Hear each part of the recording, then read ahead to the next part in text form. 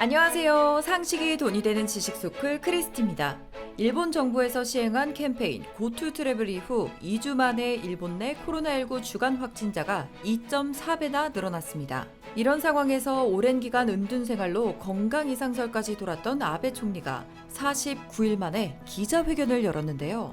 지자체에서는 귀성을 자제해달라며 권고하는 와중에 일본은 여행 장려 캠페인을 계속하겠다고 전했죠. 이런 상황에서 소설가 나카무라 후미노리는 고투 캠페인은 어리석은 정책을 넘어 광기 수준에 도달했다며 강하게 비판했습니다. 이토록 국민들은 고생하고 있는 와중에 사실 아베 총리는 이것에 더 집중하고 있다는데요. 지금 아베가 국민보다 우선시하는 이것은 무엇일까요? 영상 시작 전 좋아요와 구독하기 부탁드립니다. 전 세계가 인정하는 가치 투자자 워렌 버핏이 인정한 바로 그 책, 오른쪽 버튼을 눌러보세요. 아베가 국민의 생명보다 중요시하는 그것은 바로 전쟁이 가능한 국가 만들기입니다. 최근 몇 달 사이 중국은 센카쿠 열도에 대한 활동을 강화하고 있는데요. 일본 언론에 따르면 중국 선박이 올해 4월 14일 이후 100일 이상 연속으로 접근하고 있었습니다.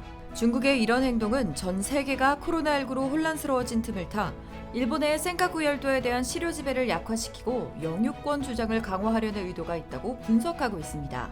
실제로 중국은 영해상 불법 조업 단속을 주장하며 일본 어선들을 추격하는가 하면 3,000톤급 이상 대형 선박이 눈에 띄었죠. 심지어 더 충격적인 것은 중국이 전쟁 충돌 가능성에 대비해 고속정과 지대함 미사일, 잠수함까지 총동원했다는 점인데요. 중국은 일촉즉발 상태까지 철저하게 예상하고 있었습니다.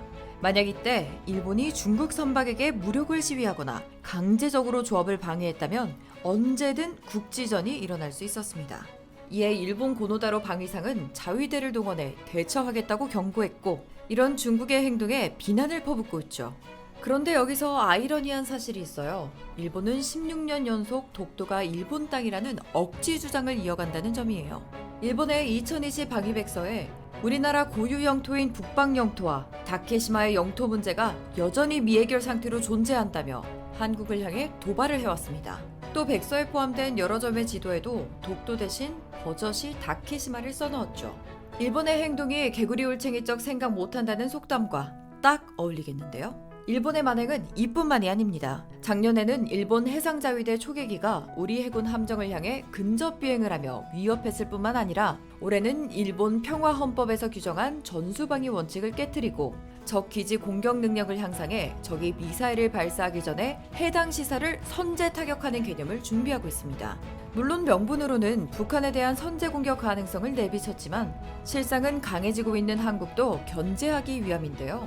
우리 대한민국 국방부는 일본이 반드시 전수방위 원칙의 기본 개념을 견지해야 한다고 우회적으로 아주 점잖게 타일렀지만, 일본은 과거 침략 전쟁에 대한 반성 없이 안보 전략을 재정비하겠다고 밝히며 대북 공격에 한국 동의는 필요 없다고 발언해 다시 전쟁이 가능한 국가가 되기 위한 준비를 하고 있습니다.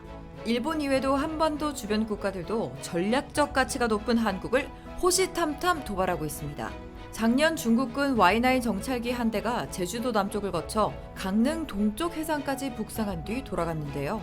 이 과정에서 중국 정찰기가 우리 방공식별 구역을 여러 차례 침범해 우리 공군 전투기들이 긴급 출동했었죠.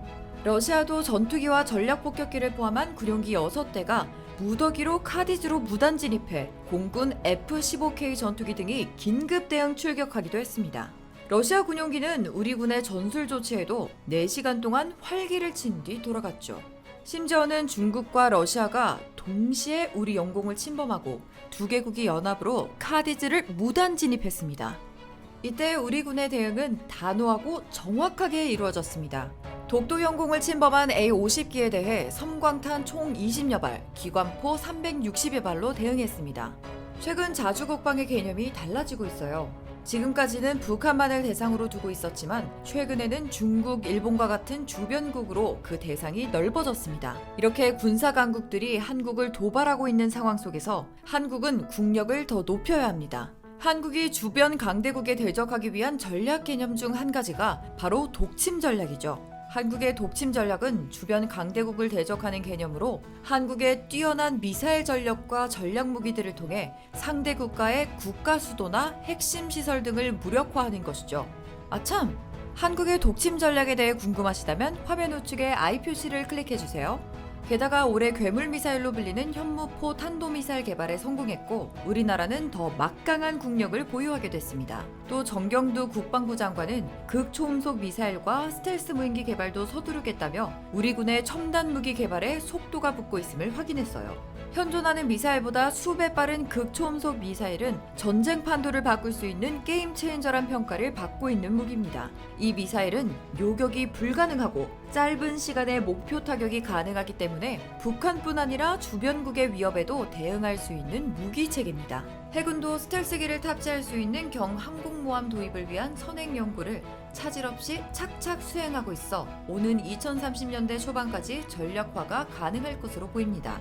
계획대로 진행되면 2030년대 해군은 대형 수송함 1척, 이지스함 2척, 한국형 구축함 2척, 3,000톤급 잠수함 1척에 군수지원함 등이 선별적으로 투입되는 기동전단 3개를 갖추게 될 것입니다. 여기에 KDDX와 무인체계가 추가되면 전투력은 더욱 높아지죠. 이로써 1980년대까지 한반도 연안을 벗어나지 못했던 한국 해군이 태평양으로 진출하는 기회의 문이 열리는 셈입니다. 또 우리나라 항공기는 세계적으로 인정받고 있죠. KAI는 이제까지 약 4조 원에 이르는 KR-1과 T-50, 148대를 판매했습니다. 여기서 중요한 점은 항공기는 진입 장벽이 높은 분야임에도 필리핀, 태국, 인도네시아에서 추가 도입을 검토할 정도로 우수성과 안정성, 후속 지원 능력까지 인정받고 있습니다. 뿐만 아니라 전문가들은 이제 한국이 KF-X까지 만들어 동북아 최강의 공군력을 갖게 될 것으로 예상하는데요.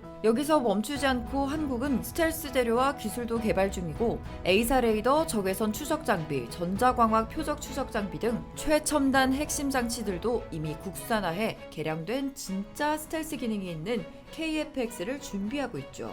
이미 전 세계 일반 전투기 가운데 최강 성능을 가질 것으로 예상되는 KF-X에 개량된 진짜 스텔스 기능까지 장착하면 이젠 정말 동북아에선 그 누구도 한국의 하늘을 감히 넘보기 어려울 겁니다. 방위산업의 중요성은 아무리 강조해도 모자람이 없고 이 방위산업이 발전하면 그 어떤 나라도 넘볼 수 없는 국방력을 가질 수 있습니다.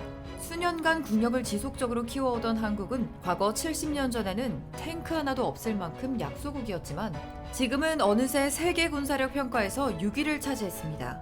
이제는 국내 방위산업에 새로운 역사를 쓸 수 있도록 더 큰 도약을 바라며 오늘 영상 마치겠습니다.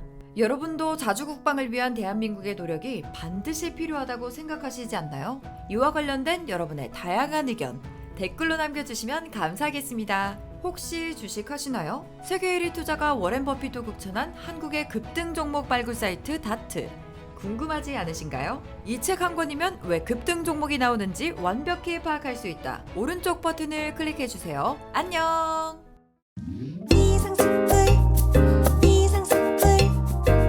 주식을 모르면 이상스쿨. 주식 모르니? 이상스쿨.